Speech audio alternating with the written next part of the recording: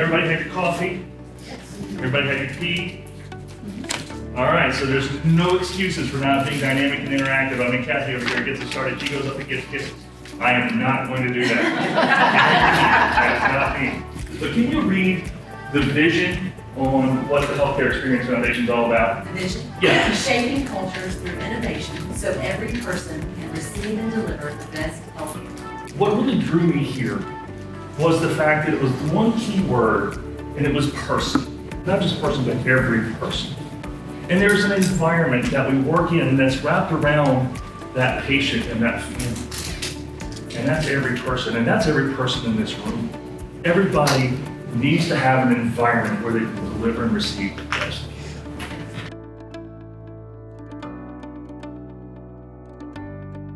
We were sitting with patients so that we could better understand all of the programs that the hospital had in place for quiet night, for hourly rounding, for bedside shift report. But more than that, how was it being perceived through the patient's eyes? What were they experiencing when they were coming into the room and interacting with the patient? And then we would have dialogue with the patient when no one was in the room to say, you know, how is it going for you? Who stands out in taking care of you? What has been a positive experience? If you could change something, what would you change? So that we really got to understand how they were feeling and the information that was being given to them and how they were being communicated with, and whether or not through all of those things that were being done in all those initiatives, was there a connection being made, a human connection? Because we're in such a unique business that we have the ability to make a very personal connection. It's designed to support you and other leaders in your organization by building a means of connecting with your patients. It lets you really build a relationship with them. Secondly, it supports patient confidence in the patient experience, in the experience they're having as they're in your organization. Third, it begins always with what's working well. And I hope that one of your big takeaways today will be to start with the positive.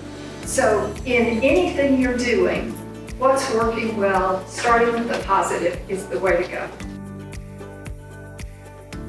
If you're looking to build loyalty to your organization, if you're looking to get your patients to want to adhere to your instructions, if you're wanting them to feel that connection with you, you can't just do it always. Let me give you an example. Think of the car that you drove here today.